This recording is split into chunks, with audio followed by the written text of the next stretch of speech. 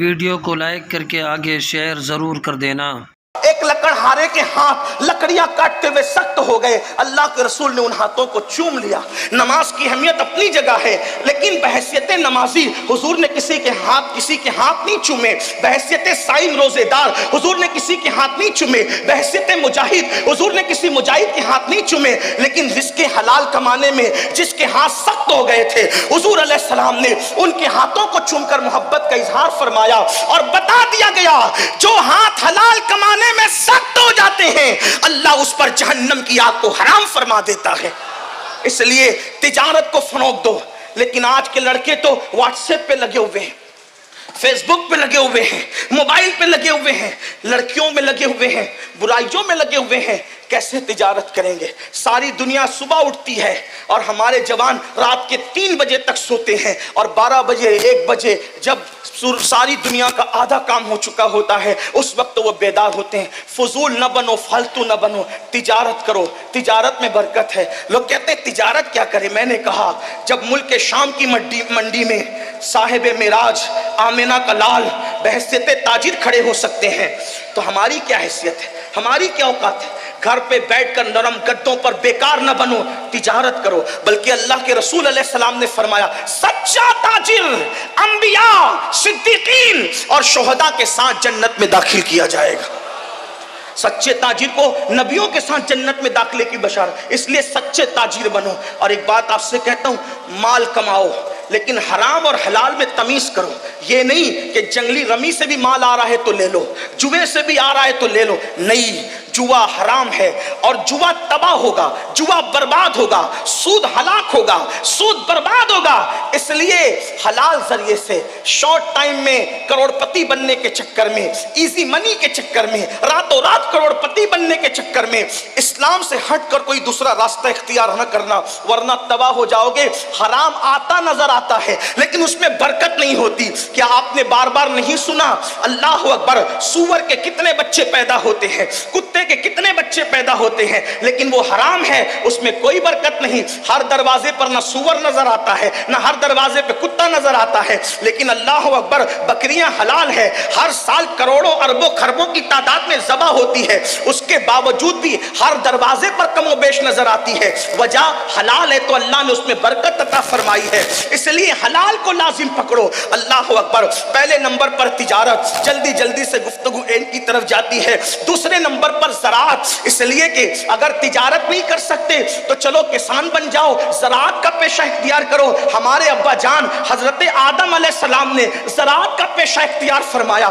اللہ اکبر، انبیاء الگ الگ پیشے سے وابستہ رہے۔ اللہ اللہ، حضرت آدم علیہ السلام زراعت کرتے تھے۔ اچھا، زراعت اور کسان بننے میں فائدہ کیا ہے؟ ایک تو وہ پیسہ بھی دیتا ہے اور دوسرا اجر بھی دیتا ہے، یعنی آپ نے جو پودا بویا ہے، آپ نے جو درخت لگایا ہے، جب تک وہ تر رہے گا وہ اللہ کا ذکر کرے گا، جب تک ذکر کرے گا آپ کے نام اعمال میں ثواب لکھا جاتا رہے گا۔ جو اس کے سائے میں بیٹھے گا آپ کو ثواب ملے گا، جو اس کے پھول کی خوشبو سونگے گا آپ کو ثواب ملے گا، جو اس کا پھل کھائے گا آپ کو ثواب ملے گا۔ حتیٰ کہ اگر اس سے چڑیا بھی دانہ چگے گی اللہ آپ کو اس کا بھی اجر عطا فرمائے گا اور صدقے کا اجر عطا فرمائے گا۔ یہاں تک کہ درخت لگا کے مر جاؤ گے تو مرنے کے بعد بھی جب لوگ اس سے فائدہ اٹھائیں گے تو اللہ آپ کی قبر میں آپ کو آرام عطا فرمائے گا۔ پیسے بھی آ رہے ہیں اور اجر بھی مل رہا ہے، یہی مذہب اسلام کی خصوصیت ہے۔ نمبر 3، تجارت، زراعت، اور اس کے بعد پھر دستکاری، کاراگیری کرو۔ آج کل لوگ گھر میں بیٹھ کے پیسے کمانا چاہتے ہیں۔ حضرت داؤد علیہ السلام اللہ کے پیغمبر ہیں، اللہ کے نبی ہیں، سلیمان علیہ السلام کے والد ہیں۔ آپ روزانہ بھیس بدل کے نکلتے تھے کہ میں اپنے بارے میں پوچھوں کہ میری کمی کیا ہے۔ حالانکہ جو بھی نبی ہوتا ہے اس میں کبھی کوئی کمی نہیں ہوتی، کیونکہ نبی کو اللہ کامل و اکمل بنا کر بھیجتا ہے، چاہے اس کا نسب ہو، چاہے اس کا حسن ہو، چاہے اس کا علم ہو، چاہے اس کا تقوی ہو، اس کا بولنا ہو، چلنا ہو، پھرنا ہو، معصوم ہوتا ہے نبی۔ لیکن جن کے رتبے ہیں سوا، ان کو سوا مشکل ہے۔ اللہ کے پیغمبر داؤد علیہ السلام جو ہے وہ پوچھتے تھے بھیس بدل کر کہ میں اپنے بارے میں پوچھوں کیا کمی ہے۔ جس سے ملتے تھے سب کہتے تھے کیا پیغام، کیا انسان ہے، کیا ہستی، سب تعریف کرتے تھے، لیکن آپ مطمئن نہیں ہوتے تھے، کچھ تو ہے، کچھ تو ہے۔ ایک دن اللہ نے جبریل علیہ السلام کو بھیجا، کہا آپ جاؤ اور بتاؤ، آئینہ دکھاؤ کیا کرنا ہے۔ حضرت جبریل آئے انسانی شکل میں، ان سے ملاقات ہوگی تو کہا داؤد کیسے؟ کہا آدمی بہت اچھا ہے لیکن اپنے ہاتھ کی کمائی نہیں کھاتا۔ آدمی بہت اچھا ہے مگر اپنے ہاتھ کی کمائی نہیں کھاتا، اگر اپنے ہاتھ کی کمائی کھائے تو پھر اور بات ہے۔ پلٹے روتے ہوئے اور اللہ سے دعا کی، مولا مجھے کوئی ہنر سکھا دے، تو اللہ نے آپ کے ہاتھ میں لوہے کو ایسے نرم کر دیا جیسے عورتوں کے ہاتھ میں آٹا نرم ہوتا ہے، اور اللہ نے ان کو زرہ بنانے کا ہنر سکھایا۔ بادشاہ ہو کر بھی زرہ بناتے تھے اور بیچ کر کے اپنا جو ہے وہ رزق حاصل کرتے تھے۔ نبی زرہ بنا سکتا ہے، نبی زراعت کر سکتا ہے، نبی تجارت کر سکتے ہیں۔ ہمارے اندر کون سے سرخاب کے پر لگے ہیں کہ ہمیں شرم آتی ہے تجارت کے لیے، زراعت کے لیے؟ نہیں، آؤ غربت دور کریں، اور اس کے لیے کچھ اور طریقے۔ نمبر ایک کہ جو غریب لوگ ہیں ان کی غربت دور کرنے کے لیے اسلام نے زکوٰۃ کا نظام قائم کیا ہے۔ 2.5% زکوٰۃ اپنے مال سے ہر سال نکالو۔ آج مسلمان زکوٰۃ چور بھی ہوا ہے، نماز چور بھی ہے، زکوٰۃ چور بھی ہے۔ 1 پیسہ اگر زکوٰۃ کا بچا کے رکھو گے،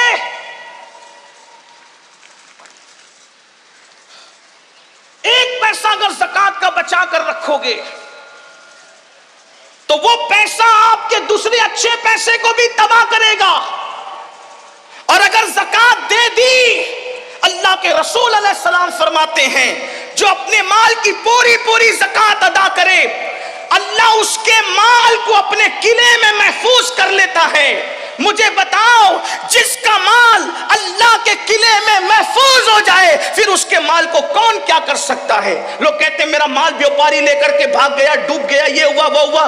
زکوٰۃ نہیں دیتے، غریبوں کا حق نہیں دیتے، اس لیے کوئی لے کر کے بھاگتا ہے۔ واللہ اگر ایک ایک پائی کی زکوٰۃ نکال دو تو اللہ کے سچے نبی نے فرمایا کہ جس نے زکوٰۃ نکال دی اس کا مال اللہ کے قلعے میں محفوظ ہو گیا۔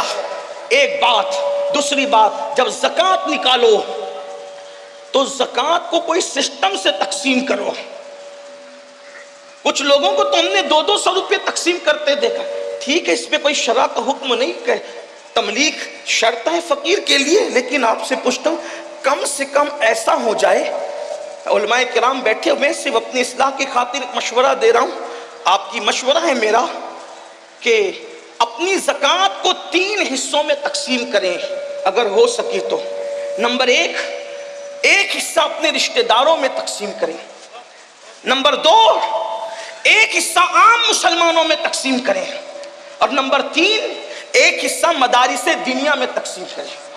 اس سے یہ ہوگا کہ آپ کے رشتہ داروں کی غربت بھی دور ہوگی، عام مومنوں کی غربت بھی دور ہوگی، اور جو مدارس اسلامیہ جو دراصل ہمارے مذہب کی جان ہے، اللہ کے رسول علیہ السلام نے فرمایا العلم حیات الاسلام و عماد الدین، کہ علم اسلام کی زندگی ہے اور دین کا ستون ہے۔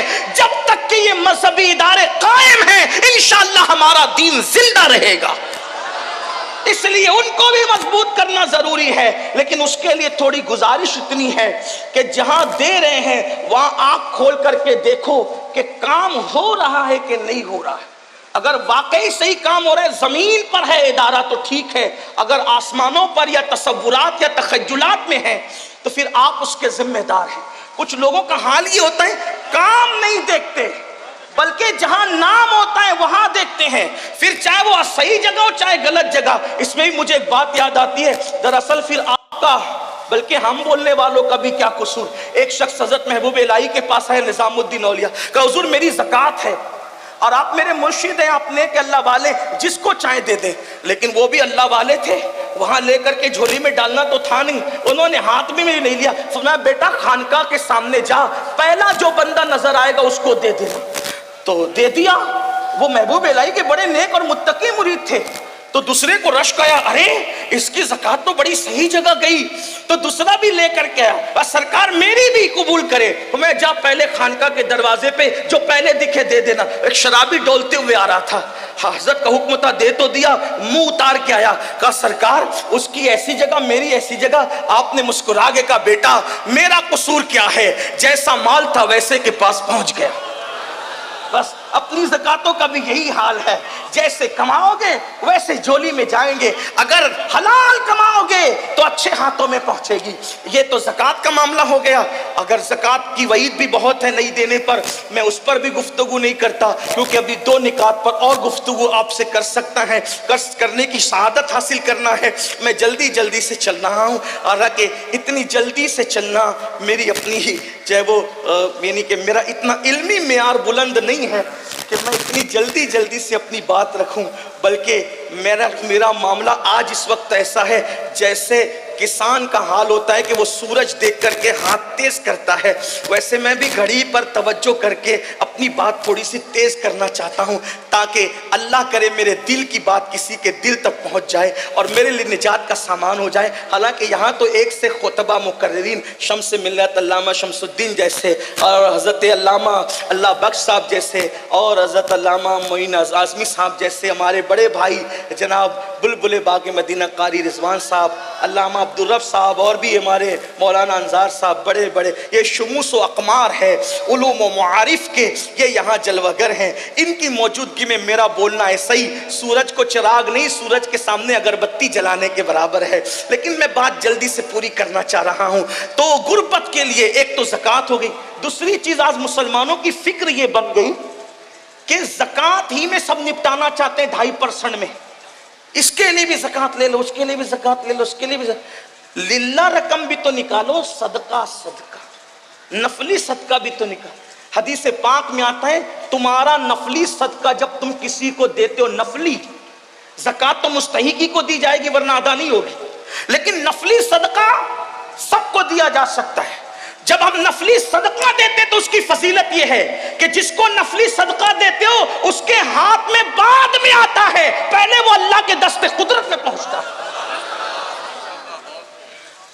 نفلی صدقہ جو دیتا ہے اللہ اسے اچھی موت عطا کرتا ہے، بری موت سے اللہ بچاتا ہے۔ اس لیے صدقہ تو فرمایا اپنے بیماروں کا علاج صدقے سے کرو، اور نفلی صدقے میں امیر بلکہ مستحق غیر مستحق مت دیکھو۔ ایک مرتبہ ہمارے مرشد سرکار قطب الاقطاب غوث الاغواث شیخ الشیوخ غیاث القونین قطب العارفین سیدنا شیخ عبد القادر جیلانی غوث اعظم کی بارگاہ میں کوئی آ کے کہتا ہے مرشد لوگ میرے پاس صدقہ مانگنے آتے ہیں، اس میں مستحق بھی ہے غیر مستحق بھی ہے، میں کس کو دوں؟ فرمایا بیٹا ہم صوفی لوگ ہیں تمہیں یہی مشورہ دیتے ہیں کہ جو مستحق ہے اس کو بھی دے دیا کر، جو غیر مستحق ہے اس کو بھی دے دیا کر۔ اس کا فائدہ یہ ہوگا کہ تو جس چیز کا مستحق اللہ تجھے وہ بھی عطا کر دے گا، اور جو تو جس چیز کا مستحق نہیں ہے اللہ تجھے وہ بھی عطا کر دے گا۔ جب تو غیر مستحق کو دے گا تو اللہ تجھے بھی عطا فرمائے گا۔ اس لیے صدقے کو عام کریں، پھر اس کے بعد اور بھی غربت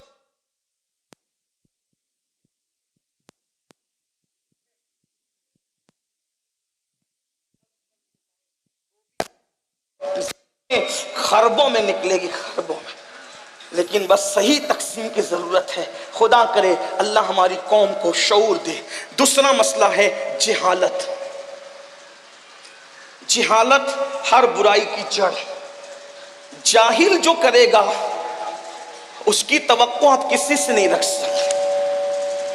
پہلی بات، پہلے جہالت کی تعریف سن لیں۔ جہالت اس کو کہتے ہیں علم نہ ہونے کی بنیاد پر اطاعت الہی سے منہ موڑ کر ہر کام دنیا کے لیے کرنا، یہ جہالت ہے۔ اونلی جہالت، مکمل جہالت، فقط جہالت۔ توجہ پھر سنیں، اور بھی تعریف ہو سکتی ہے اس لیے کہ لوگوں کے الگ الگ نظریات ہیں، میں جہاں سے پڑھ رہا ہوں وہاں سے کہہ رہا ہوں۔ علم نہ ہونے کی بنیاد پر خدا کی اطاعت سے منہ موڑ کر ہر کام دنیا کے لیے کرنا جہالت، اور ایک ہے جہالت جہل مرکب۔ جہل مرکب یہ ہے علم ہونے کی بنیاد پر خدا کی اطاعت سے منہ موڑ کر ہر کام دنیا کے لیے کرنا، یہ جہل مرکب ہے۔ تو جاہل سے بھی بڑا جاہل وہ ہے جو جہل مرکب رکھتا ہے۔